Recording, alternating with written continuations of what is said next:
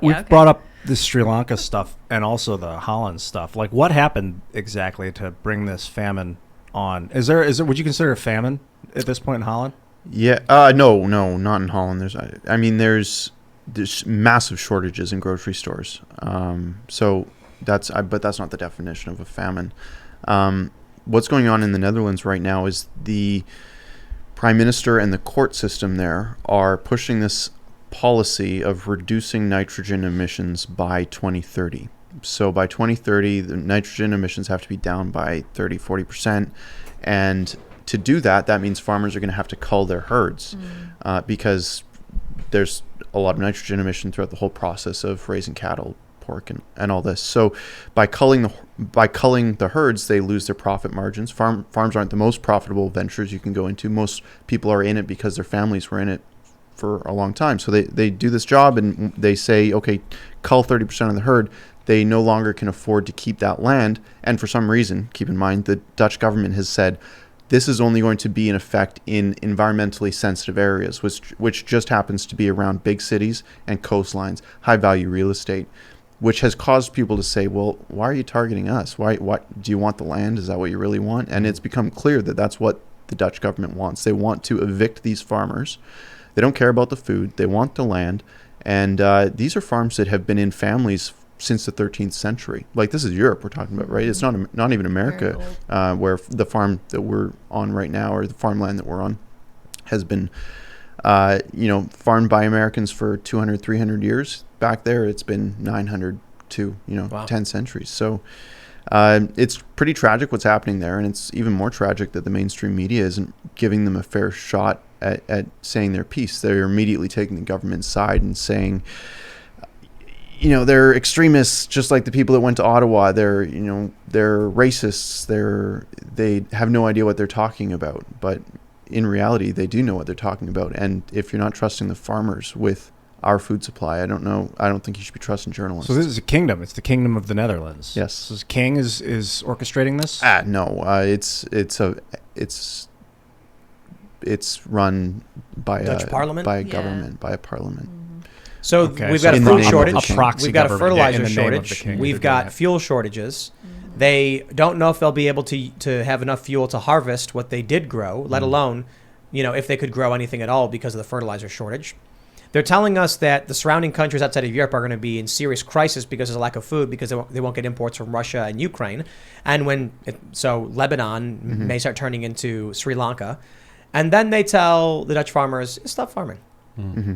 It's if shocking. the food's already stopped production, why do they need to cut down the nitrogen? These countries are eating themselves alive. It's self-immolation. It is self-immolation, and it's just like Joe Biden cancels Keystone XL, and then gas prices go through the roof. It's like, why'd you do that? You knew what was going to happen. I mean, maybe you didn't know Russia was going to go to war in the Ukraine, but you knew what would happen with Keystone XL, and now leaders around the world, from Sri Lanka to the Netherlands and Canada, Justin Trudeau is doing the exact same thing, putting limits on fertilizer use in our country. By 30%, he wants to reduce fertilizer use. And what does that mean? Well, half the planet is fed by fertilizer in one way or another. Right. 50% of the planet's mouths ingest food because of fertilizer, which is frankly a gift from God. From Russia. From Russia, from lots of places. And now they're saying, well, Justin Trudeau is saying specifically, let's reduce that by 30% to help the environment. Well, that's reducing food output by a substantial margin. There's no technology that replaces fertilizer. You don't just plant crops more straight or give it more water. Without the fertilizer, it doesn't grow, and you don't feed people. And then the question is, who's not eating? Yeah. Who's not? Well, I'm eating. I bought emergency food. I ain't got anything to worry about. And the funny thing is that suddenly it's nitrogen. That's what I would like to know. Like, when did we decide nitrogen was this thing that had to be regulated? Because we've always heard about methane, but methane is when it comes to the fossil fuel industry. So it's like, well, we can't have oil and gas because that's methane. But when it comes to farming, it's nitrogen. It's like, how come it's not methane? Because they don't have any oil in Holland. But they do have farms, so nitrogen is what we have to control. And you're like, wow, that's odd. Where was the decision that nitrogen is suddenly this, just like CO2, carbon? Remember, Joe Biden said at the Scotland Climate Summit that he was going to work with the leaders around the world to rid the atmosphere of carbon. That would destroy the planet. Exactly. And all the plants of the world were like, please, no. Like everything alive. But we've decided carbon is bad. And you want to say, where does this come from? Like, what is the driving impetus of this? Like, oh, it's not about nitrogen or methane or carbon. It's about land. It's about power. It's about, now it makes a lot more sense. Soon they're going to be regulating oxygen. Exactly. Yeah. That's the next one. Yeah, it's just that this is just an enormous power grab. It's a land grab, and Europe is going to have land grabs because Europe is small. No offense to our European friends, we love you, but continental Europe is smaller than America. Obviously, a lot much smaller than Canada. There isn't a lot of land there to begin with. So the land is going to be their biggest problem. But here it's power. Did you guys see the viral video of the man in his bin full of water in the UK? No. It's a hilarious video. Why is he in water? Because it's the hottest day on history in the UK. So he took his garbage bin and he filled it with water and he was sitting in it. Good for him. And Is then that Dinkula? Some guy pulls up in a car and he's like, "You're in the bin." And he's like, "Yeah." And he's like, "Why?" And he's like, "I'm enjoying the day." And he's like, "But you're in the bin." And then the guy I'm pretty sure it's fake, but it's hilarious anyway. That's funny. But it's like the UK doesn't have air conditioning. No. I don't know if you guys know this. Europe doesn't. Yeah, it was crazy. I went to the UK for a speaking event. They put me in a hotel on the top floor. You're like, it was what like is third or this? fourth floor, and it was like 90 some odd degrees. And then I was like, guys, like I have to go to a speaking event, and I'm drenched in sweat because it's so hot up here. What am I supposed to do? And so they're like, "We'll try and figure out a box fan for you." I'm like, "That's not going to do anything." But It's like, people are crazy. But at least they're green by stuffing everyone who's super sweaty into public transit, so they stand shoulder to shoulder with people who smell like socks. I have an article from 7 years ago. Europe to America. Your love of air conditioning is stupid. I really have to say, I wonder if they still think that now. Yeah, which journalist wrote that? Let's I don't name know, and it's- shame. No, they're going to Yeah. say that our use of air conditioning created more carbon emissions, which made the planet hotter. Or I whatever. agree. Yeah, Yeah. for Yeah. sure. It's We just need always our to fault. plant more trees, man. Yeah. You know, trees, they eat carbon You out just, of the air. have to ignore all of these fake metrics because it's a much more a nefarious agenda that has nothing to do with the environment or the planet. You know, I think climate change is an issue. I think pollution is an issue. Whether you believe in climate change or not, I think human pollution is awful, but it's Right. really just the cities. And so, you know, we've talked about this with people like Michael Malice, and where we come to agreement is cities are too dense and the cities produce a ton of waste. Like, if you had one guy, let's say you have 100 people, and they're spread out over a mile each person, and they all take a dump, right, all at once. Right. When you drive 100 miles, you might notice every mile there's some poop on the ground, or you might just be like, "Oh, I didn't even realize." Imagine if those 100 people all got together in the same city block, formed a circle, and took a big dump. Like San Yeah, you would Francisco. definitely Yeah. notice that, and the density of the human waste would cause ecological problems. This is what's happening with these big cities. They're gluttonous, immature, whiny resource hogs. It's extremely resource intensive to get food into New York City. The roads are congested, there's brake dust and smog and pollution, but you got to get that food in there. So now people are spending $5,000 per month on average to get an apartment. The cost of living is through the roof. And then you move out of the city and it's like really easy to get to the grocery store, way less wasteful. This is the thing about people who live in the countryside, right? More likely to have their own source of food, even if it's a little bit. People out here, they got chickens. You know, I'll see houses and they'll have like 2 or 3 chickens. And I'm like, they're getting some of their food on their own. The chickens will go and eat bugs or grass, and then they'll get eggs from it. That's a little bit of making their own food.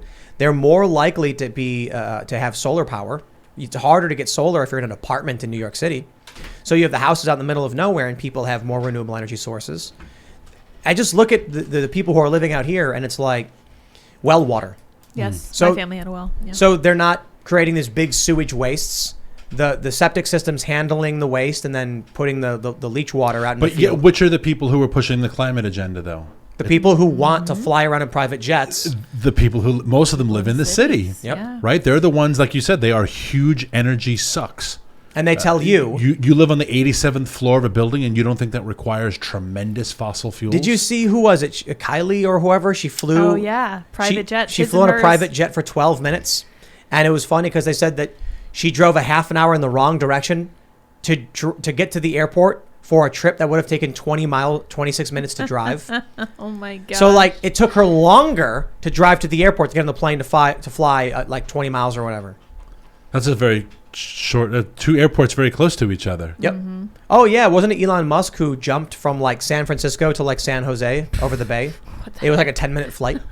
That's incredible. It's an hour, 2-hour drive with Yeah. traffic. That flight was 5 minutes. That's great. And if you're Elon and you're like, hey, time is money, baby. Let's roll. Yeah. That's how it goes. And I don't begrudge them that privilege. I don't begrudge them. I don't believe fossil fuels are bad. So I'm never going to say, well, we all have to do our part to conserve. I don't buy that argument. What I do begrudge are people who do that, who want to deny the rest of us that opportunity. Like the John Kerrys of the world, who right now is in some German resort in the Alps planning the climate conference. Right. And he flew there on his private jet, and he's like, but we have to get rid of our fossil fuels. It's like, well, you're never going to not eat steak, right? Same with you. I'm sure Klaus is at that meeting, right? And I would love to know what the caviar selection that was there. Yeah. Mm-hmm. Somebody said Tim didn't grow that Vita Coco. I mean, that's technically correct. Yeah. It came out of a chicken's butt. Yeah, it did. It's just a Hawaiian chicken. We actually have a big coconut palm tree and peaches and mangoes, and it's all it's hot enough here. I didn't say all of our food was grown by us. Yeah, part of it was great having the garden. Your water is. Oh yeah, filtered pure well water. Yeah, it's amazing. Is it well water? That's good. Oh yeah. But it's like super purified, and then minerals added back into it. Great. Yeah, and then for Freedomistan with the new studio, it's basically off the grid. Are you going to pump fluoride into the water systems? Oh, we do. We do double the fluoride. Yeah. The new good for your I know Ian likes all those things. The new space we have. The new space has got its own pond. Good. That we're going to clean up. It's got well water. Obviously, there's a pond right there. We've got solar power and backup batteries. So we're going to try and be as self-sufficient as possible. It's not about like saving the planet. It's about just not getting disrupted when we're doing work. Yeah. But hey, I can then be smug and make fun of all the city urban liberal types and be like, wag my finger at them based on their own standards. Awful. Yeah. No, everyone should be as self-sufficient as possible. I'd love to have a small nuclear reactor in my backyard. Yes. That'd be great. It would be fantastic. And we thought about it because, again, when Back to the Future came out, at the end, he's got his little Mr. Fusion right in the back of the car. We thought that's what the future was going to be, a little tiny nuclear reactor in the back of your car. We weren't afraid of it in 1984 whenever that came out, but we're afraid of it now. Thanks for checking out this clip from Timcast IRL. Come hang out live Monday through Friday at 8 p.m. Eastern Time. Super Chat will even answer some of your questions. If you want to check out the After Hours Censored Show, go to timcast.com and become a member. We put those up Monday through Thursday at 11 p.m. They're very funny, not very family friendly. We'll love to see you there. Thanks for hanging out, and we'll see you all next time.